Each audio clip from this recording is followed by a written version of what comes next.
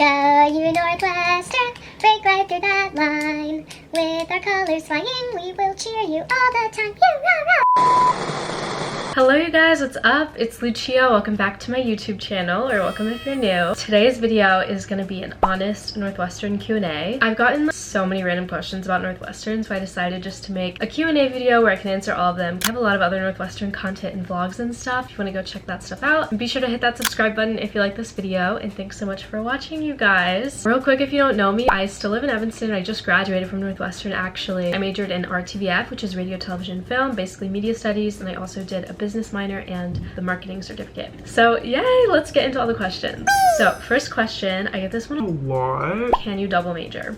Yes, 100% yes, maybe even 110% yes. I think almost everyone at Northwestern double majors. It's kind of crazy. If you watched my everything you need to know about Northwestern video, I talk about how the and is in our DNA thing. Especially with the quarter system, you can take so many more classes than you could at a semester school. So yeah, double majoring is definitely possible and definitely very common. I definitely have met people that had a double major in a minor or a certificate or something, or in a minor in multiple certificates and modules and stuff. Like, there's a lot of different things you can do here. So when I applied, I wanted to be a theater major and a journalism major, and that's like literally what I wrote about in my Why Northwestern essay. Then when I got here, apparently you can't do that. You can only double major across Weinberg or a special school. So you can't double major across two special schools. So by a special school, I mean any school that's not Weinberg, which Weinberg is the College of Arts and Sciences. You're in McCormick, which is in the engineering school, and you want to double major in journalism, you can't do that because journalism is in the Medill school, it's not in Weinberg. But if you're in Weinberg and you're a psych major and you want to double major in poli-sci, you can totally do that. Or if you're in Weinberg and you're a poli-sci major and you want to double major in journalism, that's possible. It's definitely harder if you start in Weinberg to double major in a special school. It's definitely easier to start in a special school and then double major in Weinberg. Like, that requires, I think, hardly any approval. So yes, you can double major. It does get a little tricky between exactly what you can double major in. Next, I get so many questions about the dining. I'll be honest, it wasn't the best.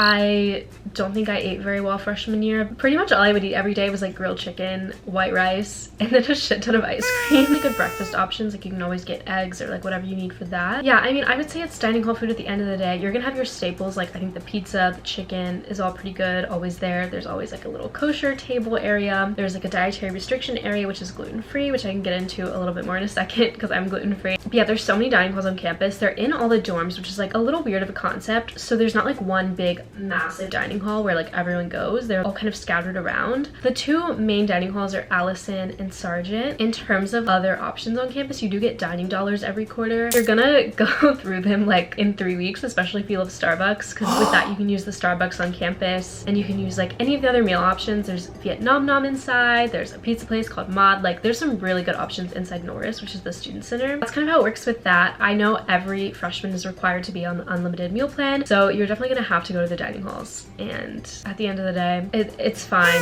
It is a little different though for people with allergies. I also got questions about this because I have mentioned in a lot of my previous videos that I have celiac, so I'm gluten-free. With that, I would say that makes the dining halls 10 times worse. Honestly, I don't think there's any horror stories. They're very accommodating. There's always like a section. Everything is pretty clearly labeled, or you can always ask someone if something's gluten-free or not, or whatever other dietary restriction you have. We have this option where you can sign up for plates ahead of time, which basically means, okay, I know I'm gonna go to lunch at this dining hall at this time, so I'm gonna like schedule a plate there, and then when I get there, it'll be ready and I can pick it up. And I did talk to them about doing that, but I never actually did it because for me, I just thought that was so annoying, because especially freshman year, I think dining halls is such a big part of the experience, like the communal eating, and like I feel like that's where you really cement your friendships, and it's like so nice to just like go to lunch with people, go to dinner with people. I didn't want to be so set in stone about like my plans for dining for the entire week, because I wanted to be able to, if I was walking from class with like a new friend I just made, I wanted to be able to be like, oh, I want to go to Sargent. I didn't want to have a schedule of eating and where with who, because I just didn't want to eat in the dining hall alone, and like it's fun to go eat with people. So that's an option. I never used it. I think some people do use it and maybe it'll work for you, but other than that, you just kind of have to fend for yourself, and sometimes you won't have a lot of options. I eat a lot of grilled chicken, but I'm still here, so it's fine. You get through it. So we're moving a little bit more into the party hemisphere. I've gotten a lot of questions about like fake IDs and stuff, if that's like a thing you need to get. So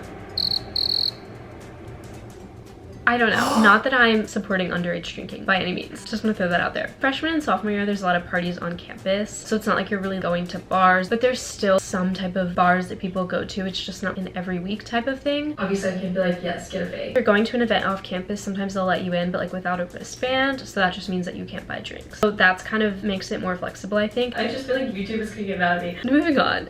So next question, what is the deal with Greek life? I know I did mention this briefly in my everything you need to know about Northwestern video. What is the deal with Greek life? It seems to be quite messy. So if you don't know, I will refer you to the Abolish a New Greek Life page on Instagram. There was a mass deactivation of Greek life, both on the sorority end and the frat end, that happened pretty much summer 2020. Having that had happened in the middle of COVID, sororities and fraternities weren't really doing that much last year until spring quarter because they couldn't really do anything. I'm pretty sure Rush was canceled, and if it was happening, it was super under the ground, and like so many people deactivated. A lot of organizations didn't have the means to like run themselves, but still freshmen were on campus and really wanted to get involved in that type of stuff, especially if they like weren't making friends in other ways. At the same time, frats and strats weren't having events or parties or the things that you join a frat or strat for. But then spring quarter happened, and I would say Greek life is back on an upward trend at Northwestern in terms of people being involved in it again. I think upperclassmen are definitely very jaded to the whole idea of Greek life because, I mean, I was a person that deactivated from my sorority, and I still think it's just has a lot of infrastructures that are racist and sexist and can't necessarily be reformed. I'm not pro Greek life over here, but objectively, I'm just saying that Greek life is on campus at this point, and it does seem to be growing members. And in the spring, there were a lot of parties hosted by frats, and I did see some stuff about some sororities being active again. It's definitely a lot less of the population. Greek life used to be 40% of the population, and now I think it is a lot less. And we'll see how it goes in the future with Rush. I know frat Rush normally happens starting in the fall, like super casually, and then sorority Rush is in January at the beginning of winter quarter, so we'll see what happens next year, but that's all the tea I have on it right now. Next question, also partying vibes. How often do you go to Chicago for parties or bars? I would say the majority of the time that I did go to Chicago in college was for a party or a bar. My sorority would host like date nights there. I'd go to other organizations, date nights there, formals there and stuff. All of those are pretty much in Chicago, which is honestly kind of annoying because you have to take a school bus, like literally a yellow school bus down to Chicago. But I mean, it was still like a great time. Chicago is so much further away than it seems. At least a few times a quarter, I would go for a big date night, formal type party type thing in Chicago. And then for bars, I think definitely as you progress through Northwestern, as you become an upperclassman, it's definitely a lot more common to go out to bars in Chicago. Freshman year, I did go out a fair amount. Maybe if it's a weekend, maybe once a weekend, we would Uber to a bar in Chicago instead of just like going to some place in Evanston. It really just depends on like what's happening. So yeah, I'd say fairly often going to Chicago. It does get very expensive with the Ubers, so just be aware of that. But yeah, moving on to favorite places on campus. Definitely the Lakeville is the top place on campus. It's so pretty, so beautiful. It's only nice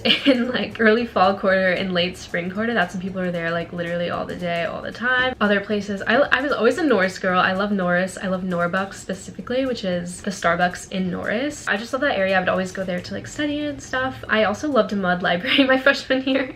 It made me feel like I was in STEM, and I'm like not in STEM, but that's like where all the engineers study. Back is great. That's the gym. It's pretty. It's not like massive, but it's just nice. It's like a nice little like walk. There used to be so many hidden gyms on campus, and now I think they're closed. There's an Einstein Bagels and a Patisserie Corley, which are just these little like bakery shop things, and they used to be hidden in Panko. So definitely check out Panko when you go, because maybe there's a new place that'll be hidden in there. Like those are definitely my faves. Diversity of students and faculty at Northwestern. I got a lot of questions about that too. Kind of what is the makeup like? I would say it's pretty diverse. I think a lot of the faculty members I had held a lot of different identities, whether that be where they were from, their race, their gender, their sexual orientation. I feel like I did get a wide range of perspectives in that regard from faculty. It did depend on the department. I will say, like in my marketing certificate, 90% of the teachers were old white men. So I think it does actually just depend on your department. I would suggest, if that's something that's really important to you, looking on each department's page and looking at their faculty. I know it's definitely something Northwestern is working on. I feel like they always are sending us emails about their diversity efforts, so I feel like hopefully that'll be improving soon. The classes at Northwestern are pretty diverse in terms of students. I guess though, to caveat that, I do think that people get in their own like little bubbles of people that are similar to them. So maybe it won't seem like that to you all the time when you're here, but that's because you're just talking to people that are similar to you, whether that's similar to you in income level, how you look, what major you are. It's like the Beaning kids hang out together, the theater kids hang out together. If you're an engineer, like you're meeting other engineers. It's just kind of interesting in how the makeup works. You do want to check out all the diversity statistics. Those are all on the Northwestern website. All right, next question we have, what laptop do people have? Interesting.